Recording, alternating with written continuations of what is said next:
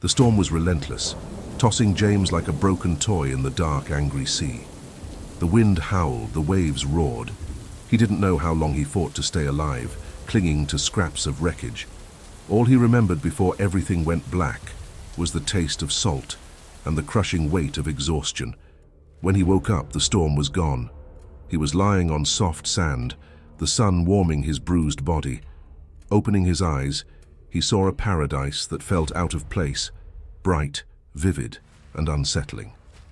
The air smelled sweet like wildflowers, but the wreckage of his ship scattered along the beach told him something wasn't right.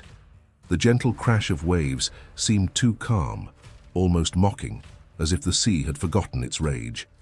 As James tried to sit up, a movement caught his eye. A group of women appeared, emerging from the trees. They wore bright, flowing clothes, their colors too cheerful against the backdrop of destruction.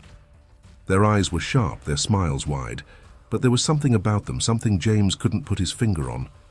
Their kindness seemed practiced, almost rehearsed. "Welcome, stranger, you're safe now," said a woman with flowers woven into her hair. Her voice was soft, but her eyes lingered on him a little too long, as though she was studying him, measuring him. James felt unease.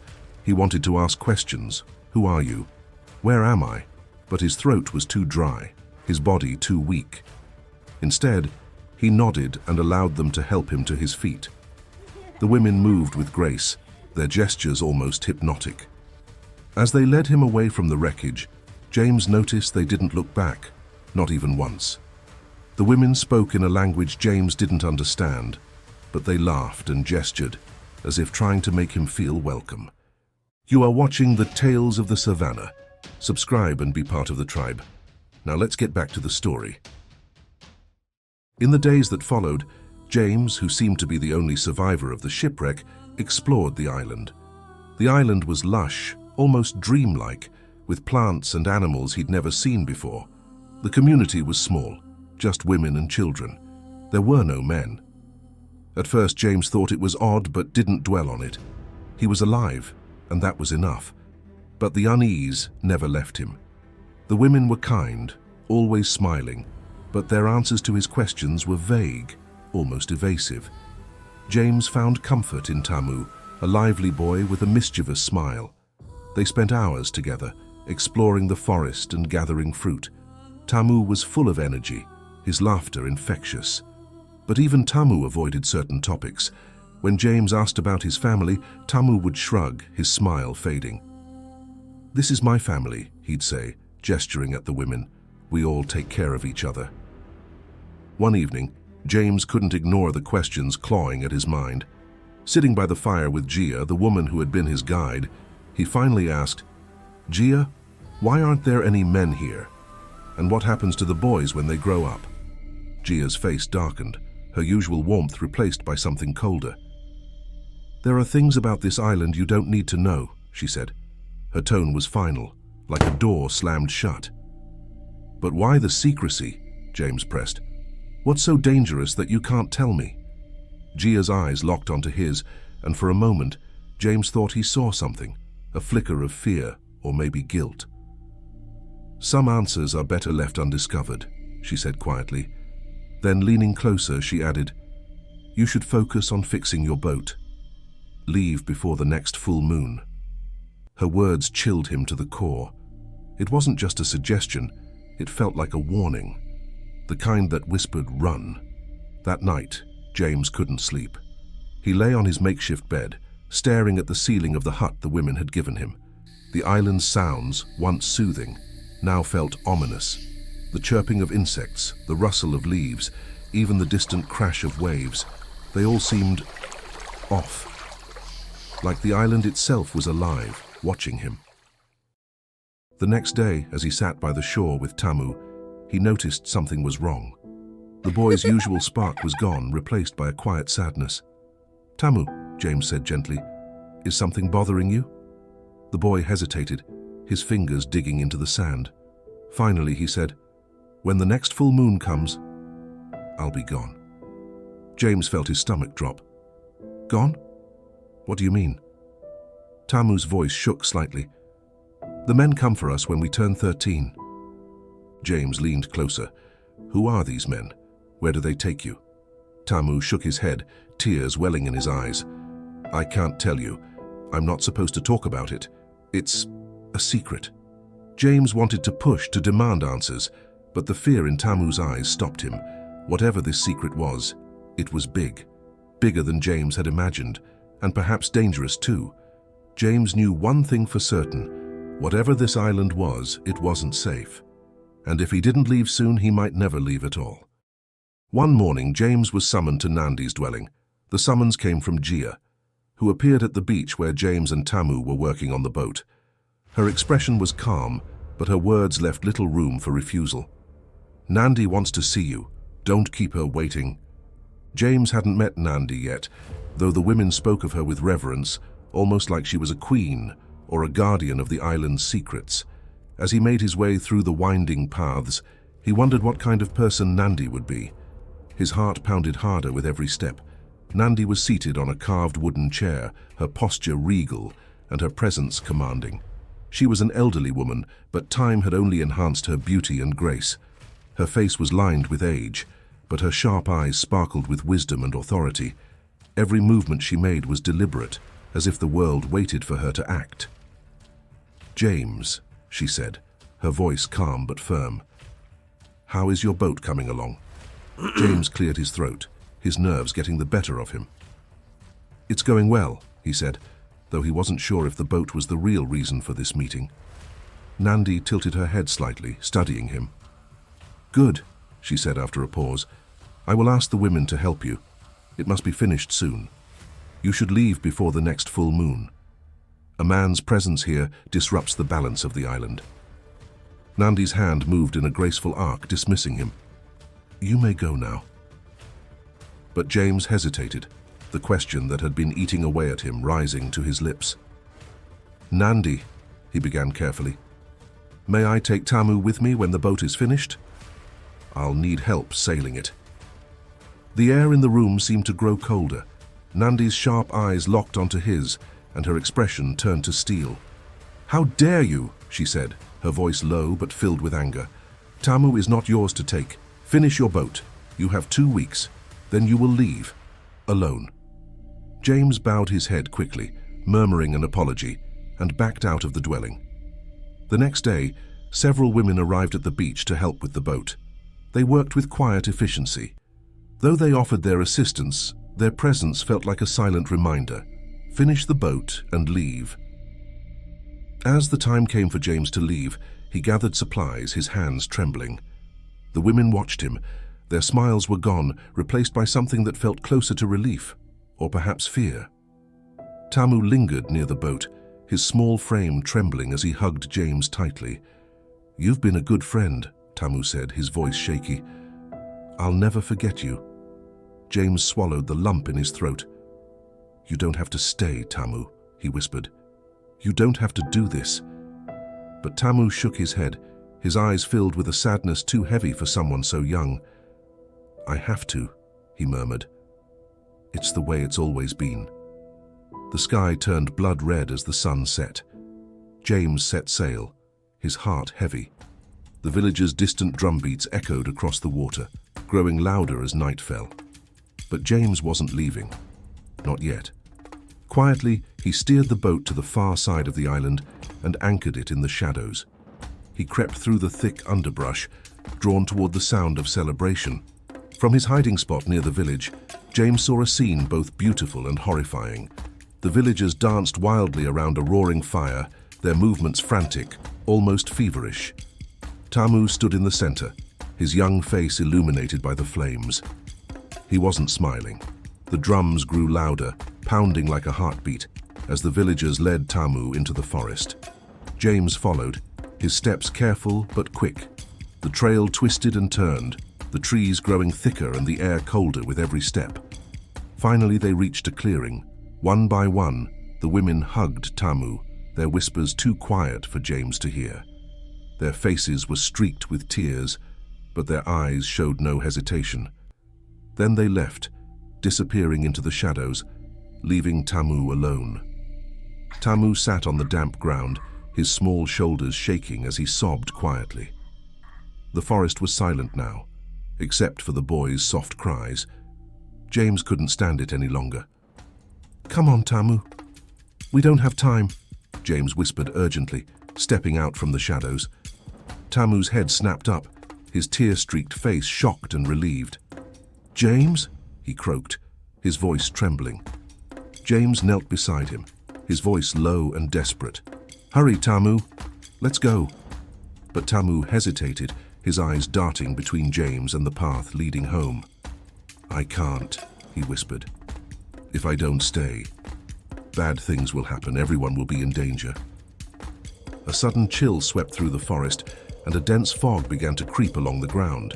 The air grew icy, and James could feel the hairs on the back of his neck stand up. He grabbed Tamu's arm. "They left you here to die, Tamu. You don't owe them anything. Come with me." Tamu looked at James, torn between the life he'd been told to accept and the chance James was offering him. His hands trembled as he ran them through his hair. For a moment the fog seemed to whisper, its tendrils curling toward them like ghostly hands. Finally, Tamu nodded. "Lead the way," he said, his voice shaking. The two ran through the forest, their footsteps muffled by the damp earth. As they ran away, the air around them grew cold, and a white fog began to rise even more. The urgency of their steps matched the beating of their hearts. The fog made James feel dizzy, and panic hit him, but he kept going. Tamu followed, scared and breathless. At last, they broke through the tree line and onto the moonlit beach. The boat was waiting, bobbing gently in the waves. But the fog didn't follow. It lingered at the edge of the forest like a living wall, watching, waiting. James and Tamu pushed the boat into the water and climbed aboard, their hands shaking as they paddled furiously. The fog stayed on the shore, unable to cross an invisible boundary. James let out a shaky breath, relief washing over him. But the relief was short-lived. From the edge of the forest, a figure emerged. It was Nandy. Her elegant demeanor was gone, replaced by raw fury. Her face was pale, her eyes burning with anger. She raised her arms, and the air seemed to ripple around her. "James!" she screamed, her voice a haunting wail that pierced the night. It wasn't just anger, it was grief, deep and terrible, a sound that made James's chest ache. "You've doomed us all." The fog swirled violently around her, rising like a storm. The forest behind her seemed to groan, the trees bending unnaturally as if they too mourned. James and Tamu stared in horror as Nandy fell to her knees, her cries echoing across the water. It was a sound of loss, of something precious slipping away. The boat drifted farther into the sea, the fog unable to follow. James and Tamu sat in silence, their hearts pounding. They looked back at the island, now shrouded in mist. The beauty of the island had turned haunting, a paradise swallowed by shadows. As the boat carried them away, James couldn't help but wonder, what had he truly escaped from?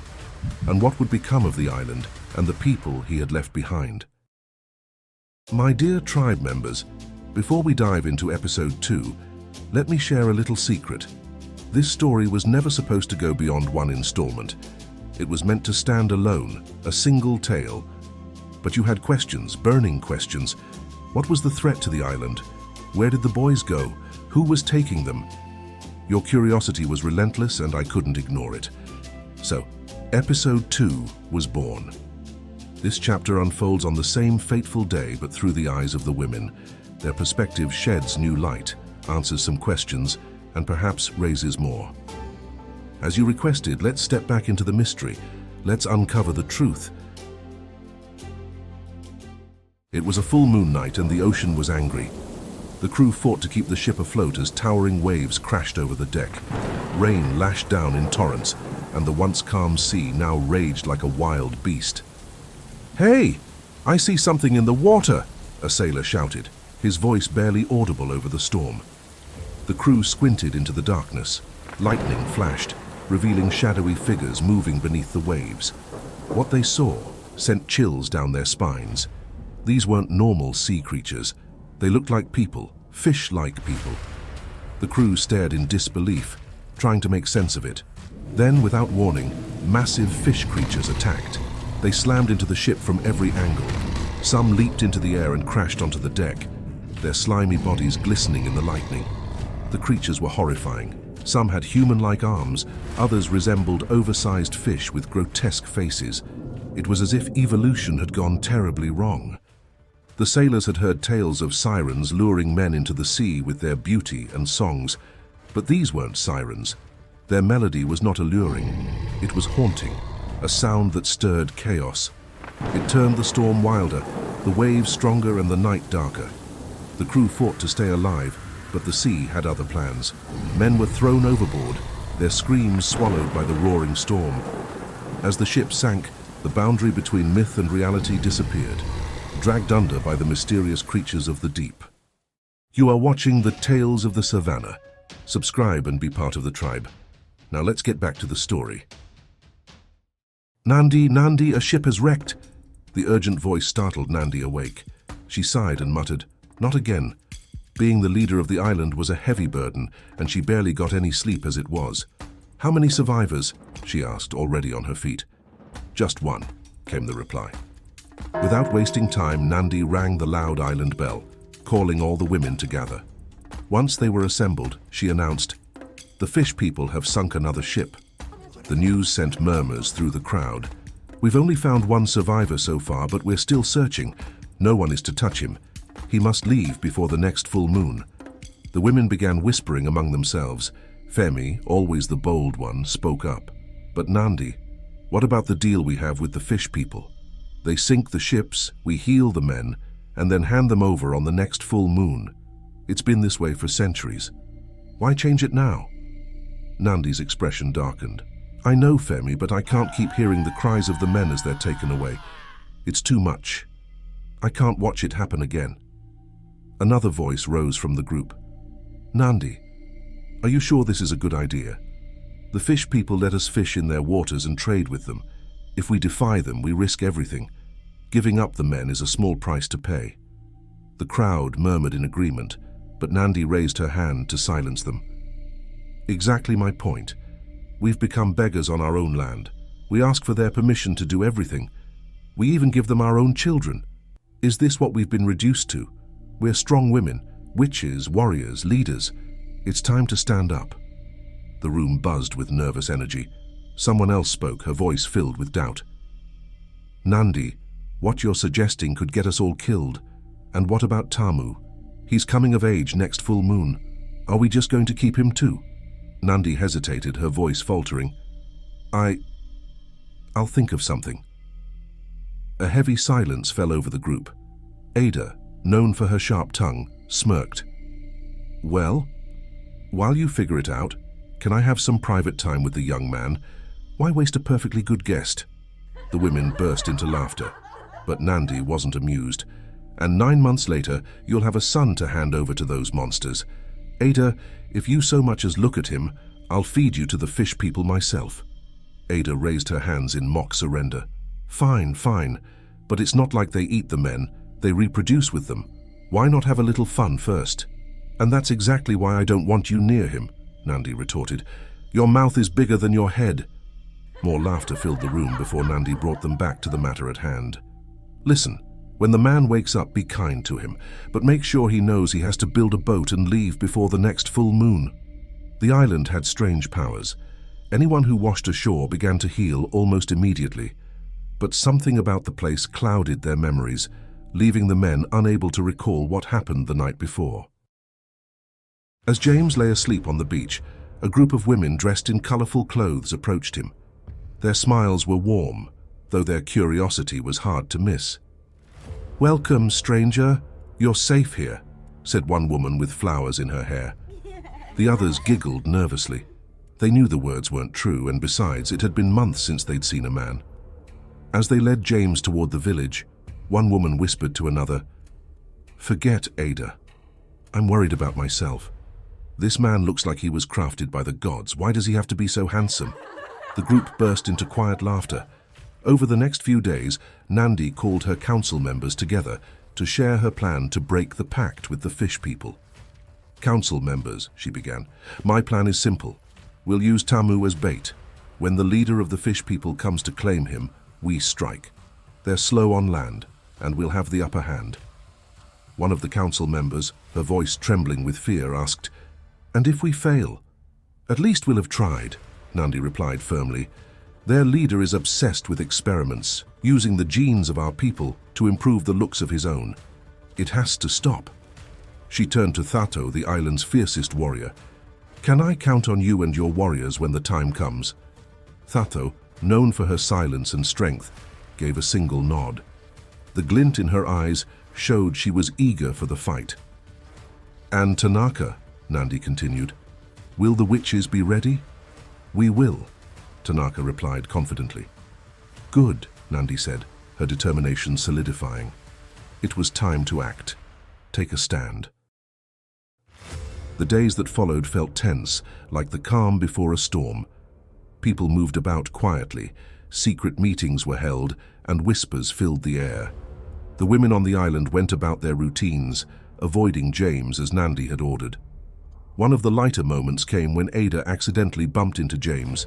He smiled and tried to greet her, but she panicked, yelling, "I'm not allowed! I'm not allowed!" before sprinting away. The whole village burst into laughter. James, however, was growing suspicious. He started asking questions about the lack of men on the island, but no one gave him answers. The only person he had grown close to was Tamu, the oldest boy on the island.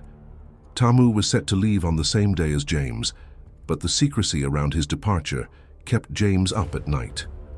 Even Tamu didn't seem to know much, only saying he was joining the other men. When the full moon arrived, the women said goodbye to James, praying his boat would take him far enough to avoid another attack from the fish people. At the same time, Tamu's farewell ceremony took place deep in the forest. The women gathered around him, saying their goodbyes, while Tamu and her warriors prepared for what they knew was coming. Then, something unexpected happened. A figure appeared, walking toward Tamu. "Is that James?" Tamu whispered to Nandy, who was crouched beside her. "What is he doing?" Nandy muttered, her eyes widening. Before anyone could act, fog began to rise, thick and heavy. "The fish people are coming," Nandy said, pointing at the mist curling along the ground.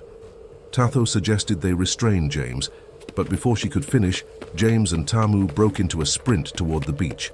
The women tried to follow, but the fog made it impossible to see. By the time Nandy reached the shore, James and Tamu were already drifting away in a small boat, disappearing into the night. Nandy stood frozen, staring at the dark horizon.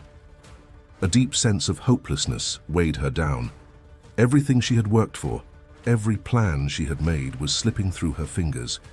She had dreamed of a better future for her people, free from sacrifices and secrets, but now it felt like an impossible dream. She screamed, a raw, anguished sound that echoed through the island, carrying her grief and frustration. She had failed, and now her people would pay the price.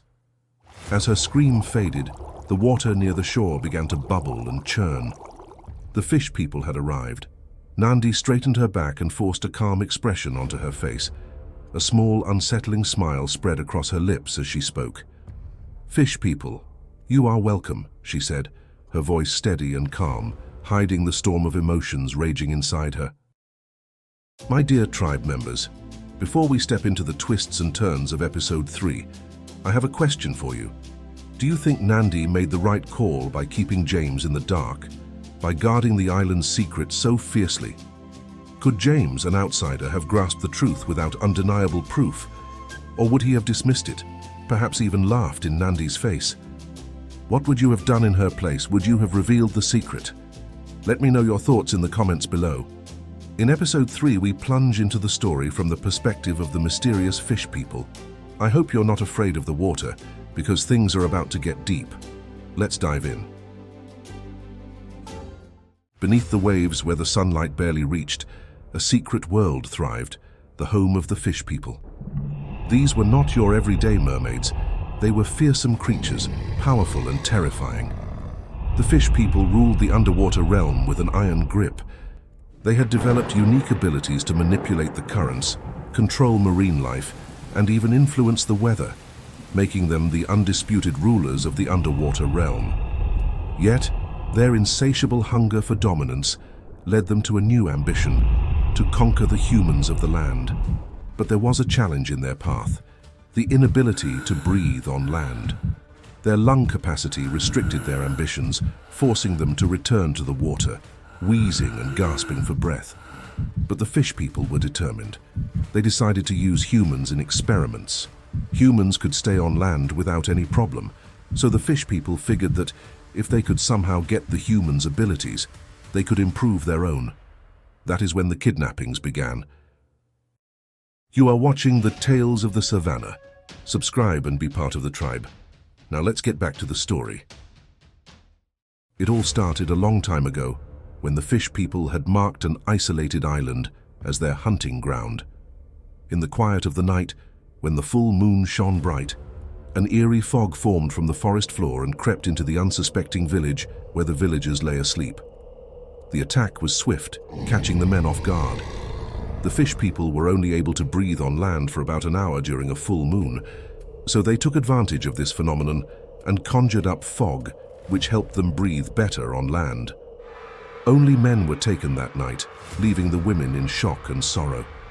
In the following full moons, the same mysterious ambush repeated itself until all the men had been captured, except for the boys under the age of 13. The island, once a haven, transformed into a place known as the Women-Only Island. The women were left to grapple with the inexplicable loss. As the years rolled on, an agreement emerged between the women of the isolated island and the fish people. In this understanding, if the women bore any male children, they would willingly give them up to the fish people when they turned 13. And whenever the fish people sank a ship, the women would present the surviving men to them on the next full moon. In return for their cooperation, the women traded with the fish people for food and resources. The fish people offered protection to the women, safeguarding them from potential threats posed by outsiders, especially pirates. Though not the most ideal arrangement, the agreement worked for both parties, fostering a fragile but functional harmony that endured for a long time. When the men from the isolated island were all gone, the fish people turned to the seas, needing more men for their experiments. They were not happy with the humans. They thought they were weak, and some even called them useless. Once captured, some humans got so scared that they expired, while others got sicker and weaker each day. Maya, the queen of the fish people, suggested that maybe they were being too harsh on the humans after too many failed attempts. The living conditions were too tough for them to survive.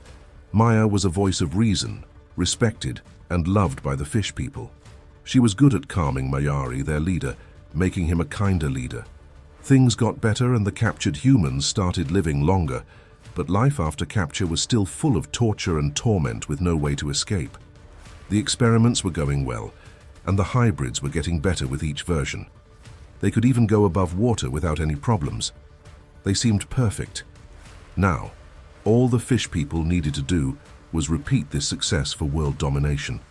They had no more humans left for their experiments, and so they just had to sink one more ship.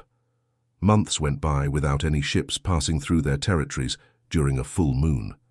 The fish people were growing anxious. One day a scout brought good news. A ship had been spotted coming their way. This hunt would decide the fate of the fish people. Mayari prepared to lead the hunt, and Maya insisted on joining. This was a big moment and she wouldn't miss it. Mayari agreed, knowing Maya was a great warrior who could handle herself. The fate of the fish people depended on the success of this critical hunt. On the ship, the voyage was going smoothly, and an older sailor, known for his tales, gathered the young men around him. He said, "There's an old legend about these waters we're on right now." The men leaned in, eager to hear. The old man began, "It's said that under these waves lies a city of terrifying creatures, a type of mermaid people. They say, on a full moon like today, while a ship is sailing, suddenly the skies darken, bringing forth rain. The sea becomes restless, and out of the sea comes..." The old man didn't finish. Lightning cracked the clear night sky and clouds gathered. "It has started," he said softly, fear evident on his face. The men laughed nervously as the old man's words echoed through the ship. They thought he was just trying to scare them, playing tricks with his tales of sea monsters. "Come on, old man. You're trying to give us a good fright." One of them chuckled. But the old man's eyes were serious and his voice shook as he spoke again. "Listen to me," he urged. "Grab your daggers and swords and pray to God we get out of this alive. If we encounter those creatures, end your life. It is better that way." Some men jolted up following his instructions, while others remained skeptical, dismissing the warnings with laughter. The sea was unpredictable, and sometimes storms came out of nowhere. The men on the ship tried to convince themselves that this was one of those times. They exchanged uneasy glances, but continued with their duties, hoping the old man's warnings were just the product of an overactive imagination. Soon, they were in a raging storm. Amidst the chaos, a crew member shouted, "Hey, I see something in the water!" Suddenly, huge fish smashed against the ship, and the fish people, with great agility, started boarding the ship, capturing men and leaping back into the water. The scene was chaotic. Screams echoed from all over the ship. Suddenly, a female monster confronted the old man with a low growl. As she approached, he took his dagger and plunged it into the side of the attacker.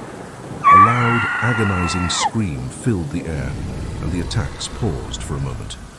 Majari's heart sank as he realized it was Maya. As the ship sank, a mournful atmosphere engulfed the fish people. The storm subsided, leaving behind remnants of the ship and bodies everywhere. The fish people gathered around their queen Maya, who was fading in and out of consciousness. The great healer examined her and sadly concluded that her time was limited. The hunt had been a failure, as the men on the ship had chosen to end their lives rather than be captured. Majari, the leader of the fish people, wondered what had possessed them to do such a thing. While Maya was being cared for, Majari called upon his right-hand man, Ukara, a formidable warrior. "Ukara, tell me, how many were captured?" Majari asked, desperation flashing in his eyes. 25 initially," Ukara replied, hesitating. "What do you mean initially?" Majari pressed. "Well," Ukara stammered, "we only have 2 remaining. When we found out what they were doing, it was too late. They were gone." He gestured towards the heap of lifeless bodies. Majari felt despair wash over him. "How many made it to the island?" he asked, hoping for a favorable outcome. "Only 1," came the timid reply. "This is the worst hunt we have ever had," Majari lamented, close to tears. He was about to lose everything for nothing. The weeks that followed were mournful as Maya's condition worsened day by day. Before the next full moon, Maya breathed her last. Mermaids from distant realms, including the Sirens, Mamiwata, the Selkies, Aikaya, Njuzu, and the Jengu, came to pay their final respects. Though they disapproved of the experiments, the fish people were powerful, commanding a vast territory, and no one wished to be on their bad side. Maya, beloved by her people, and those from other nations, was honored in the fish people's tradition. A rope and rocks were tied around her waist, and she sank to the depths of the sea, disappearing forever. As Maya slowly sank, a distinct shape of a boat drifted above the water. "Go and get the boy and the surviving man from the island," Majari commanded Ukara. When Ukara arrived at the shores of the women-only island, he was met by Nandy, the leader of the women. Nandy welcomed them with a smile, but Ukara couldn't shake the feeling that something was off. Maybe she had heard about Maya's demise and was here to pay her respects, he thought. "Your leader couldn't make it?" Nandy asked curiously. "No," came the prompt reply from Ukara. "I will take you to the boys myself," Nandy said, leading them into the foggy forest where Thatho and her army lay in wait. My dear tribe members, the moment you've all been waiting for is finally here. Many of you have been asking, when will we finish the story? Truth be told, even I didn't know how it would end, until now. The ending has revealed itself to me, and it promises to be nothing short of thrilling. As the climax looms, the stakes couldn't be higher. But here's the burning question. Who will emerge victorious in this ultimate showdown? Share your thoughts in the comments below. I can't wait to hear what you think. Without further delay, let's unravel this finale together. Nandy met Ukara by the beach, leading him into the forest. Ukara, preoccupied with the day's events, failed to notice Nandy's nervousness. As they reached a clearing where men were usually waiting to be taken, He saw nothing through the fog. "What is the meaning of this, Nandy?" Ukara sounded irritated, his patience wearing thin. Nandy turned to face him. "We've sacrificed enough, Ukara. Our fathers, brothers, sons, all taken. No more. Tonight we reclaim our island." Ukara's confusion morphed into anger. "You dare defy the pact? This is madness." Before he could react, shadows emerged from the fog, warriors, their spears glinting menacingly. They encircled Ukara and his guards, their formation tight, eyes locked on their prey. "You'll pay for this betrayal, Nandy," Ukara snarled. "The agreement was forged in our blood," Nandy interrupted, her voice cold. "We've honored it at the cost of our souls. No more." Ukara's hand moved to his side, fingers curling around the hilt of his blade. The fish people at his side tensed, their gills flaring as they prepared for combat. With a loud cry, Ukara unsheathed his sword, its blade slicing through the air. The clearing erupted into chaos. The women's warriors moved with practiced precision, their spears thrusting and parrying with lethal grace. The fish people retaliated, their movements swift and fluid, but the terrain favored the islanders. Tamu fought at the forefront, her blade clashing against Ukara's with a resounding clang. Ukara stumbled, his eyes wide with a mix of rage and disbelief. "You have no idea what forces you've unleashed," he spat, regaining his footing. The fog was now thinning as the witches called upon the wind to clear it. Ukara clutched his heart, struggling to breathe. He knelt on the ground, breathing heavily, and faced Nandy once more. "You have dug your grave," he warned, his voice a ragged whisper. Nandy's eyes hardened. "But you will enter into it first." With a swift motion, she drove her spear into Ukara's chest, the tip piercing through scales and flesh. As his lifeless form crumpled to the ground, a hush fell over the clearing. Nandy stood tall, her chest heaving. Blood, some hers, some not, splattered across her skin. "This is our land, and we will protect it with our lives," she declared, her voice ringing through the night. A messenger hurried to Majari's side. "Ukara has fallen," he reported. Majari's eyes widened in disbelief. "Fallen? How?" "The women," the messenger stammered. "They ambushed him. He didn't stand a chance." This mission was supposed to be simple. Retrieve the young men and return swiftly to plan their next move. Now the women had retaliated, taking Ukara's life. Grief-stricken by the loss of his beloved warrior, Majari rose, commanding silence. "Our brother Ukara has fallen, slain by the very women we protect and feed from our oceans. They repay our mercy with defiance." He paused, his voice trembling. "My last voice of reason is gone, lost in the depths of the forest. Today, there will be no reason, only war." Ukara's healer approached, whispering urgently, "Majari, yes, today is the full moon. But to wage war now, we need preparation. Our lungs must be full of air. This is premature, my king. I advise against it. We will perish." "Then so be it," Majari declared, raising his fist. "Much has been lost, and much is to be gained. We have dominated the seamen, and now the women ask to be dominated. We shall oblige." A roar of approval rose from the fish people, their pent-up frustration finding release in the promise of battle. They emerged from the waters, ready for war. Nandy watched their approach, a grim smile on her lips. She had anticipated this. Majari would not let such defiance go unchallenged. The fish people surrounded the island, their numbers vast. But the islanders held the high ground and intimate knowledge of their terrain. Nandy, Tamu, and the witches stood ready, the islanders prepared. Traps had been set, weapons readied. This would be an epic battle to end all battles. The witches stood in a circle, chanting softly, their voices melding with the wind. As the first ranks of fish people emerged from the surf, Nandy raised her hand. "Hold," she commanded, her voice steady. The enemy drew closer, their guttural snarls filling the air. Nandy's heart pounded in her chest, but she stood firm. "Now!" she shouted. The islanders sprang their traps. Pits opened beneath the invaders' feet, Spikes impaled those who stumbled. Arrows rained down from the trees, finding their marks with deadly precision. Chaos erupted. The fish people, caught off guard, faltered. But they were many, and soon they rallied, pressing forward with renewed ferocity. Nandy met them head-on, her blade flashing in the moonlight. Beside her, Tamu fought with a savage grace, her spear a blur of motion. The witches' chants grew louder, their energy fueling the defense as the battle raged on. The forest came alive at the witches' command. Ancient roots twisted up from the earth, ensnaring the fish people's legs, pulling them down into the soil. Trees groaned and bent, their massive branches swiping down like arms, knocking invaders off their feet. From the hills, boulders rolled with thunderous force, crushing rows of fish warriors beneath their weight. The women used every inch of the land to their advantage. Pits disguised by foliage swallowed groups of enemies whole.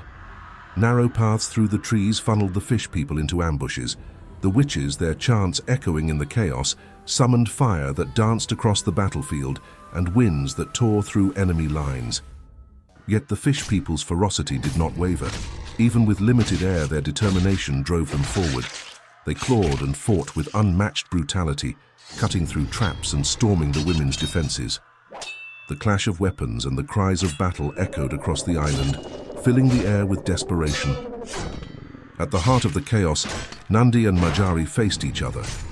The world around them blurred, their warriors locked in combat, the forest ablaze with movement and sound, but they saw only each other. Majari's voice was a snarl. "You've taken everything from me, Nandy. My warrior, my queen, my pride." Nandy raised her blade, her eyes cold and unyielding.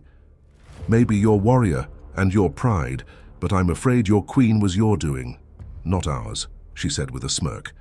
With a roar, Majari lunged, his sword arcing through the air. Nandy met him head-on, her weapon colliding with his in a deafening clash of steel. Sparks flew as they fought with ferocity, their movements a blur of skill and raw emotion. Majari's strength was overwhelming, his strikes heavy and unrelenting, but Nandy was swift and precise, her blade cutting through the air with deadly accuracy. They moved through the battlefield, trading blows, neither gaining the upper hand. Majari swung with all his might, but Nandy ducked, countering with a strike that cut across his shoulder. He growled in pain but pressed on, his eyes filled with fury and grief. "You will fall, Nandy," he snarled. "You've doomed your people." Nandy's voice was steady, though her body ached with exhaustion. "Your reign of terror is over, Majari." The battle had taken longer than expected. Majari and the fish people were now out of breath and overwhelmed. They began to retreat back to the water. Majari glanced around the battlefield. His warriors were on the ground, breathless, and some were slowly crawling, gasping for air. His rage had blinded him. If they had come back the next full moon, perhaps the outcome would have been different. But with his last breath, he would claim one last life for the afterlife. With a loud cry, he lunged at Nandy, swinging his sword with a final burst of energy. The blade struck true, and Nandy fell to the ground, her eyes wide with shock. Blood pooled beneath her as the forest seemed to cry out in sorrow. Before Majari could revel in his hollow victory, Tamu charged forward. Her spear struck Majari through the chest, and he crumpled to the ground, lifeless. The battle was over. The women gathered around Nandy, their leader, their visionary. Her breath was shallow, her life slipping away. With her final moments, she smiled. "This is the freedom we fought for," she whispered. "Protect it." And then she was gone. The island fell silent, the air heavy with grief and triumph. The fish people retreated to the sea, their defeat undeniable. The women had won their freedom, but the cost was great. Weeks later, the island began to rebuild. Under Tamu's leadership, the women and their remaining allies turned their focus to the future. Sailors arrived on the shores, bringing goods to trade.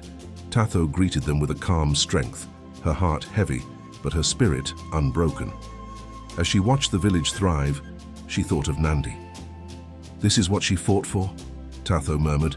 "Freedom, strength, a future." Though both sides had suffered greatly, they now lived apart. each respecting the other's power. The women and the fish people had no desire for further war, but neither would forget the battle that had changed them forever. A new day had begun, one shaped by Nandy's sacrifice and vision.